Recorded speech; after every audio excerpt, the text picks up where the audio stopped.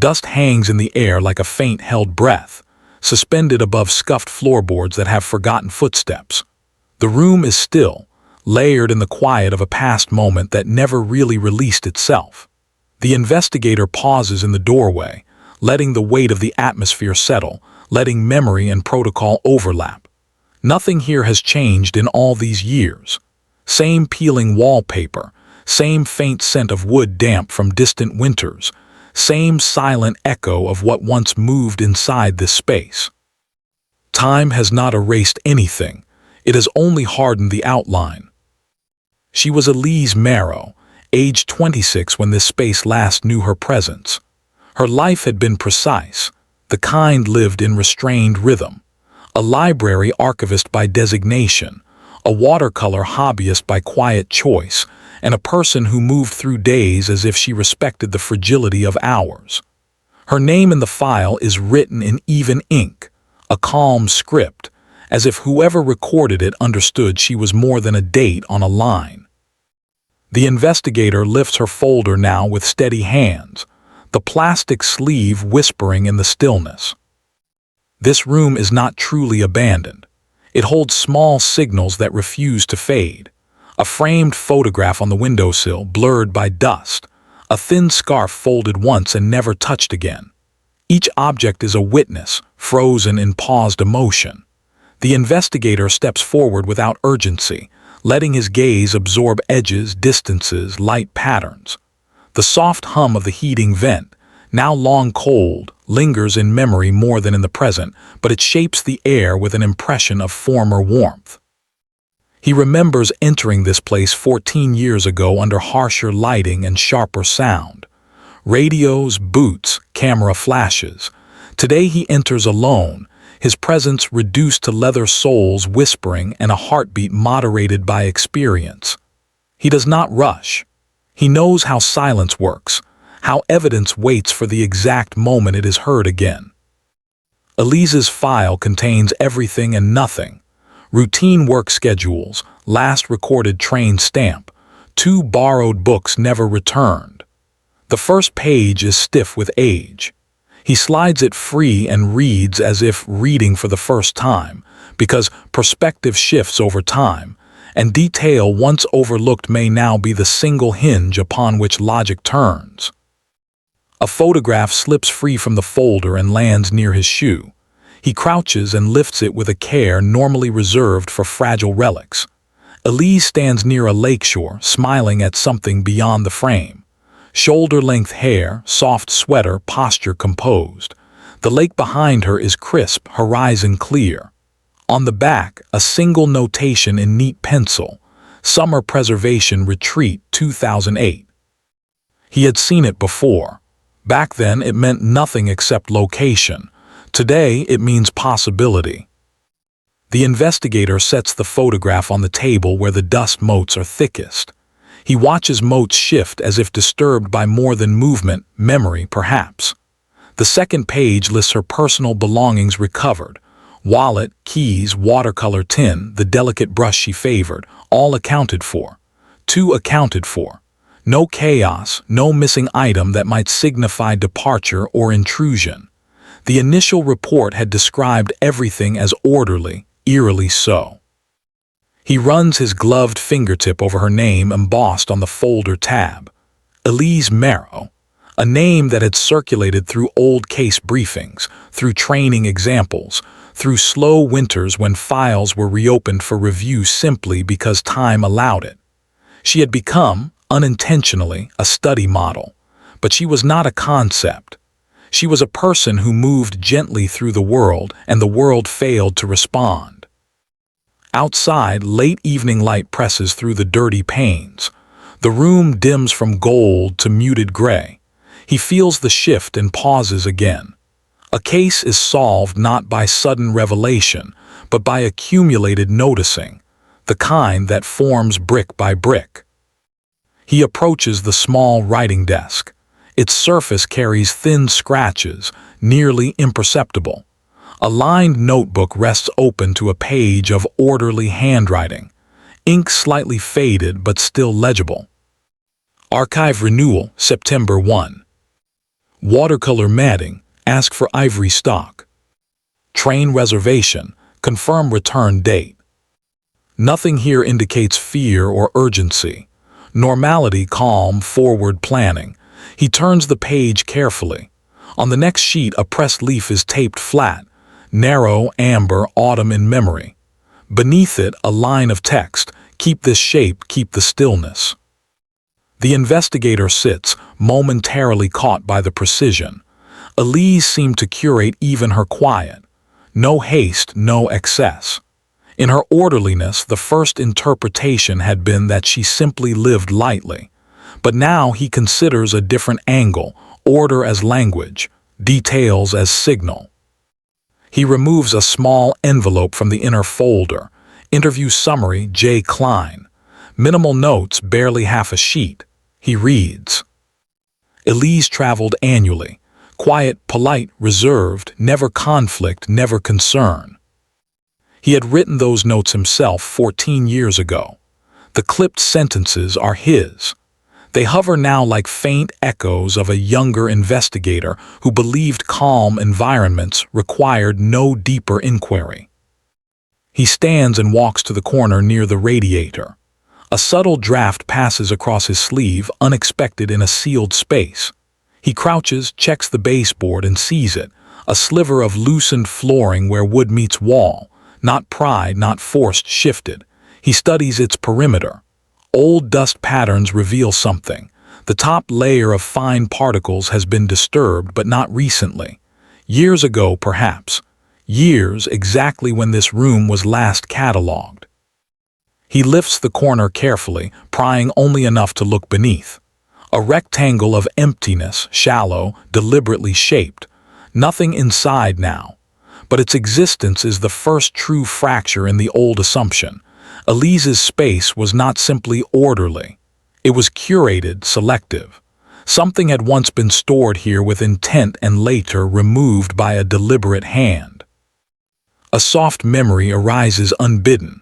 A line from a colleague at the time, spoken in the hallway after the case cooled. Sometimes the quiet ones leave the clearest signatures. He had dismissed it then as philosophical filler. Today he hears it differently. Returning to the table, he studies the photo again. The lake, the horizon, Elise's distant gaze. One detail stands out now, so small he might have missed it forever. Her left hand presses lightly at her pocket, not casually but as if securing something. A subtle tighten of fabric. Not nervous, but aware. He opens the next section of the file. Receipts, transactions, official records. Standard documentation. The most unremarkable sheet becomes the hinge. A single train ticket with a handwritten addition, one not present in standard printed passes. Return confirmed, same seat. Train records rarely included such personalization. He checks the issue stamp and cross-references it with the desk note. Train reservation, confirm return date. She had written confirmation before she traveled, but the ticket shows confirmation after. 2 alignments, 1 inconsistent. He breathes in slowly, taking in the scent of the room. Paper fibers, fabric aging, wood varnish nearly evaporated. Everything is dry, almost brittle. Yet the truth is pliable. His phone remains silent. No team here, no second pair of eyes. He prefers it that way. Solitude allows the past to speak in its own volume. He replays the original interview with the neighbor, Mrs. Halloran. Elise was quiet, dear. She enjoyed her books. A harmless description, yet missing any real dimension. People often speak of others through surface traits, never noticing the deeper layers. He notices the scarf folded on the chair again. Its edges are crisp. Fabric experts once noted no sign of struggle, no damage, no misalignment. But today he sees the precision of the fold, perfectly halved, then halved again. Not the way someone drops a garment after wear, but the way someone stores an object that matters. He leans down, checking beneath the chair this time, not in search of something lost but of pattern. Dust tells truth. A rectangular absence again, faint but definite. Something once rested beneath this chair, stored with intention. The investigator's heartbeat remains steady, but his breath becomes quieter, as if adjusting to the shift in understanding. Elise had not simply vanished from her tuned life. She had prepared for something specific, something measured. He returns to the window, wiping a small circle on the glass with gloved fingertips. The outside world blurs in dim blue. His reflection merges with years. He feels the unfelt guilt of cases that rest too long in closed cabinets. He never lost interest. He simply ran out of formal routes to pursue. A soft echo of memory, a report addendum from the year after closure. No belongings missing, no inconsistencies. But that was incorrect. 2 hidden storage spaces, both empty today, both unseen then. Empty is not absence, empty is aftermath. His fingers brush the photograph once more. Elise standing at the lake, her gaze steady. Behind her, a shadowed figure in the far left edge. Not central, not clear, easy to overlook. He had overlooked it for years. The figure is turned slightly, half-profile, wearing what appears to be a conference lanyard. Summer Preservation Retreat was not solely for artists. It also hosted archivists, restoration scholars, acquisition donors. He writes one line in his notebook now. Identify all 2008 retreat participants. When he sets the pen down, the room feels changed. Not louder, not brighter, but activated, like a paused film quietly beginning to move again. He closes Elise's file gently. No haste. The dust particles settle around him. The silence is no longer simply silence. It is evidence waiting to speak in its restrained tone. He stands in the doorway again, letting the room compress into memory. Nothing is solved yet, but logic has shifted, and shift is enough. He whispers a name, not as a declaration but as acknowledgement. Elise. His voice is steady, almost reverent. The space holds it, then releases it without echo. He leaves the lights off and pulls the door almost shut, stopping just short. A room like this should breathe. Justice will be methodical. It will be precise. It will arrive not as a dramatic turn, but as the inevitable alignment of small truths that were here all along. Something human remains, even when the file closes. The train station file is thinner than he remembers. 6 stapled pages, an old ink stamp almost faded to colorless. He spreads them across his desk in the evidence room, late-night fluorescence giving the paper a washed, sterile glow. The silence here is different than the house. Colder, more formal. Every sound is muted by archival walls and decades of stored cases. He reads through the transit log for September 2008, tracing departures and returns with a fingertip.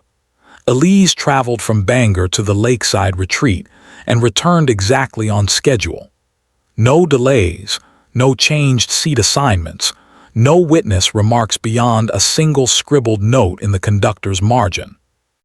Quiet traveler, carried portfolio, exchanged envelope.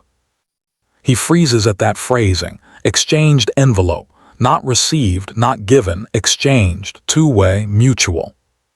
He checks the time stamp. The notation was recorded mid-route, just before the second stop. Elise was not alone in her quiet movement. Someone interacted with her, deliberately, privately. He lifts the conductor's interview from the archive. It had been recorded a week after Elise's disappearance. The handwriting is hurried, the ink slightly smudged. I recall she sat by the window. Someone joined her 1 hour into the trip, sat briefly. They spoke softly. I didn't hear the words. They exchanged something, small, flat, like a document. Back then, it had been classified as inconsequential interaction. Today, with 2 hidden storage spaces uncovered, It becomes the center of gravity. He circles the phrase small, flat. The shallow floor cavity, the rectangle beneath the chair, both fit the dimensions of a slim folder, a sealed envelope, perhaps even a single archival piece. Elise was an archivist. Preservation was not her occupation, it was her fluency. She knew value, not monetary but contextual. She understood rarity. She respected timelines and original states. If she hid something, it was not random. He returns to her photograph again, that left hand on her pocket. He enlarges the digital scan on his monitor, pixel by pixel. The fabric indentation shows a rectangular edge, not thick, not heavy, just definite. He leans back, the chair's wheels whispering across the evidence floor.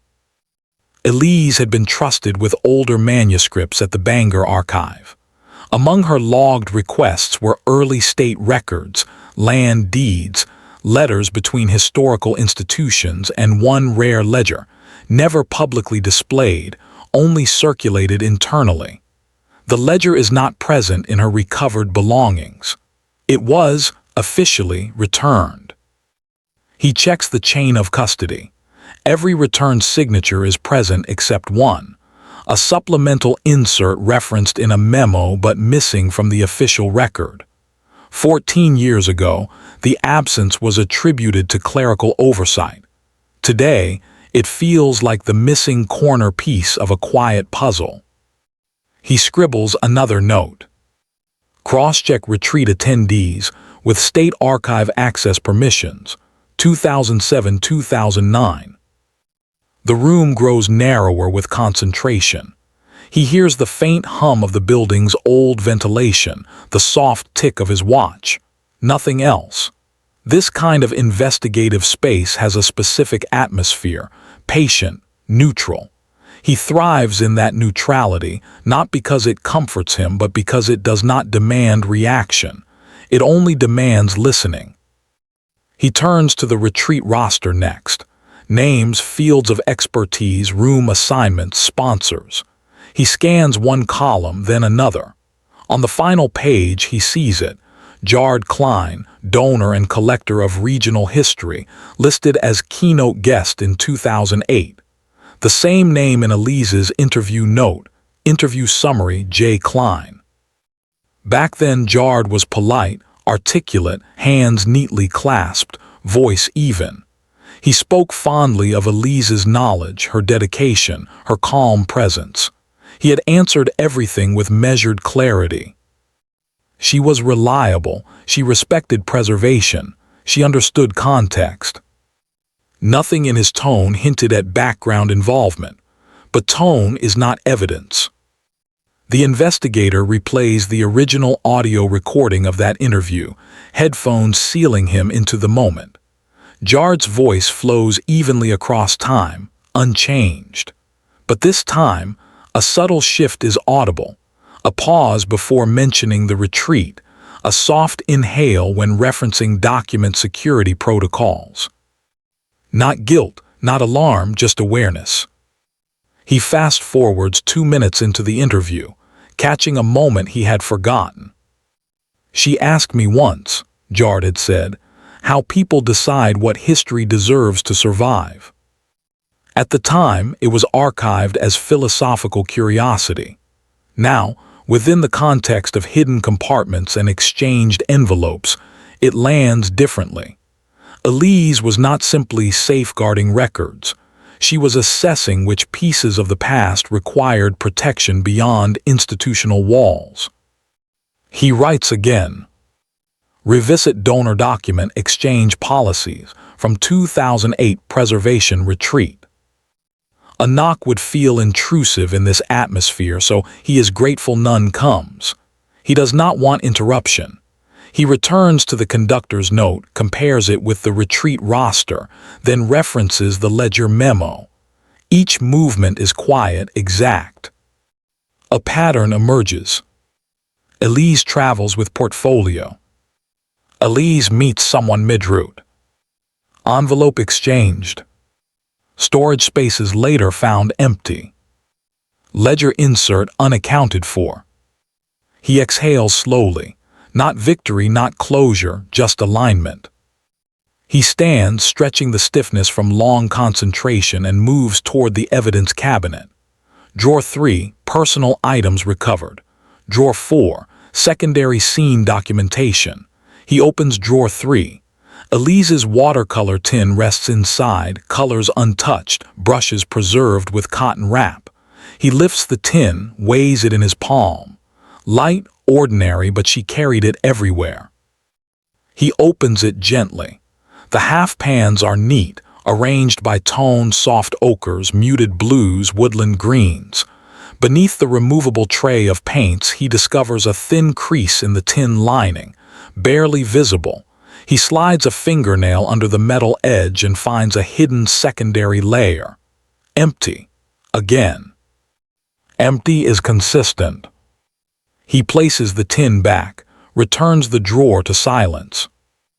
The chill in the evidence room is subtle, not discomforting. It sharpens focus.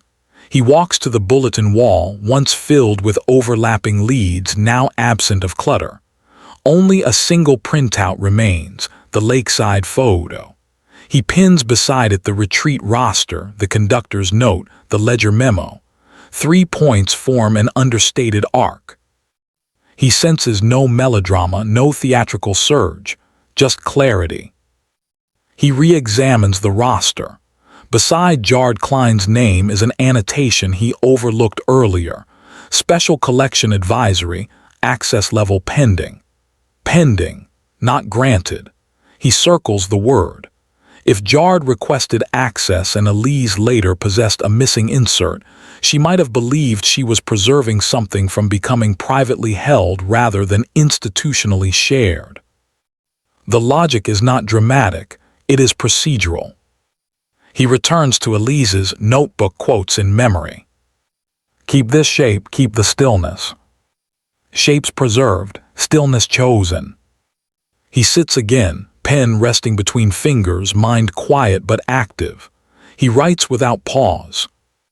Elise acted to preserve integrity, not concealment. The words steady him. They give the case a tone not of pursuit, but of understanding. He reflects briefly, not emotionally, but responsibly. 14 years of annual reviews, seasonal reopenings, winter evaluations. No one lacked dedication, but without the hidden compartments, without the close rereading, the case could never shift. He stands, returns the files in their orderly piles, sliding each page into archival sleeve. The light overhead flickers once, not ominous, just mechanical. He switches it off, leaving only the desk lamp. The soft glow creates a narrow pool of illumination across the documents. Elise's name, the ticket line, the lakeside horizon. Everything else fades to quiet perimeter. He rests a hand lightly on the folder before closing it, not in farewell but acknowledgement.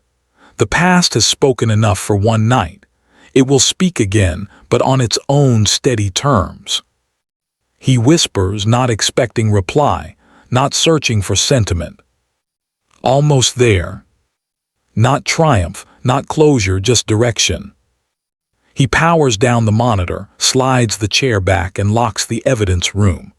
The corridor beyond is dim, long, quiet. His footsteps barely register. Outside the windows, the town sleeps in late-season stillness. He carries only one page with him, the conductor's note, folded, pocketed, weightless yet decisive. The case is no longer cold, not solved, not finished, but warmed by detail, by logic, by subtle revelation. Justice will arrive as it must, through patience, through record, through pattern. He steps into the night air, crisp, silent, uncomplicated. The horizon holds no dramatic rise, only a gradual shift from dark to almost light. He walks without haste. Something human remains. The morning arrives without spectacle, just a pale wash of early gray across the station parking lot. He sits in his car longer than he needs to, holding the conductor's note between two fingers. Not tightly, just balanced. Thin paper, quiet ink, an understated hinge between past and present. Inside, the station office is warmer than he recalls. The attendant at the desk recognizes his badge, nods without greeting, retrieves the requested microfilm index. No questions, no commentary, professional silence. He appreciates it. He is not here for dialogue. He threads the microfilm, steady hands, eyes adjusting to flickering frames of archived logs. The scanner hums low. He advances through entries, arrivals, departures, mid-route changes. The year 2008 appears, station-coded notations flickering into clarity. He stops at the corresponding date of Elise's return trip. A single annotation sits beside her passenger line. Seat transfer executed per request, temporary, 14 minutes. Seat transfer, temporary, 14 minutes, enough time for an exchange, not casual, not incidental. He prints the frame. The paper curls warm from the machine. The detail is simple. That is what makes it decisive. Next column, passenger who occupied the adjacent seat during the transfer. Not Jared Klein, not a known donor, a different name entirely. Marin Vale. He says it once quietly. A name that never appeared in any prior interview list or roster, not flagged, not queried, not dismissed, simply unseen. An omission not of intent but of assumption. He sits back. The name is unique enough to trace. He retrieves his laptop, pulls archival employment records. Marin Vale appears only once. Contract consultant for temporary assessment of state-bound donations in late 2008. Never full staff, never permanent. A visitor with clearance, brief and peripheral. He cross-checks conference rosters, not listed, retreat records, not listed. But State Archive visitor logs show one overlapping date, the week Elise returned. The pattern adjusts, sharpens, but does not distort. He writes, envelope exchange equals transfer between archivists of equal access level, not donor involved. He leaves the station without rush. Outside, the sun has risen enough to soften edges but not define them. At the archive building, the director grants him temporary access without comment, scanning his case authority with practiced detachment. Transparency is essential here, yet no one intrudes. In the reference room, he requests the 2008 ledger that once contained the missing insert. The librarian brings it out carefully, sets it down like memory. The binding is intact, the pages as expected. He turns to the appendix where the insert should have been catalogued. The space is noted but empty, a blank bracket where words once lived. In the margin, faint pencil from long ago. Pending evaluation. Not removed, not lost, not hidden, pending. He sits with that term. Elise did not steal an archival piece. She held it until its evaluation could be ethically completed. And when she exchanged the envelope with Marin Vale, the transfer became formal, if undocumented. Not concealment, continuity. He checks the formal acquisition records from 6 months after Elise's disappearance. There it is, filed quietly, unceremoniously. Deposit 47B. Transfer of supplemental ledger leaf, provenance confirmed, evaluation finalized. Recorded by M. Vale. No mention of Elise. Not omission but protection, structural, not personal. He closes the ledger slowly. The archive room feels neither triumphant nor mournful, just exact. The case had never been about loss or misdeed. It had been about preservation, delayed and misunderstood. Elise did not vanish into chaos. She moved with conviction. The hidden compartments were not fear, they were timing. He sits in stillness long enough to feel the weight of procedural misinterpretation. 14 years of a cold case predicated on absence that was never absence. Silence that was never erasure. He opens her photo once more digitally. Zooms in, frame, edge, horizon, line. The figure at the margin not jarred. Marin. Half profile, lanyard visible, posture aligned with purpose, not intrusion. Two archivists, not strangers. Exchange, not conflict. The twist lands without force, without cinematic swell. It rests quietly, built from logic, built from what was always there. He drives to the old house one more time. The key grinds slightly in the weather-worn lock. Inside, daylight reveals the dust without softening it. He stands in the center of the room, folder at his side. He does not reopen the storage floor panel. He does not disturb the chair. Their emptiness is no longer question but completion. He walks to the window and lifts the scarf, just once, to refold it exactly as Elise left it. The precision feels like acknowledgement, not correction. A memory surfaces, not emotional but factual. Elise explaining to a colleague why she took up watercolor. It teaches you to observe tone without altering origin. Observation without interference, protection without possession. He locks the house and steps back into the muted afternoon. The street is unremarkable, unchanged. That feels right. Back at his desk, he begins drafting the final notation for case resolution. His language remains clinical, but softened by understanding. Findings: evidence supports documented transfer of archival insert by licensed preservation staff. Subject acted within ethical parameters of custodial care. Delay in formal record resulted in procedural misalignment, not breach. Case closed without incident. He signs his name, date, time. The mechanical weight of closure sits lightly. He returns Elise's folder to the shelf, sliding it into place without force. The spine aligns seamlessly with the cases beside it.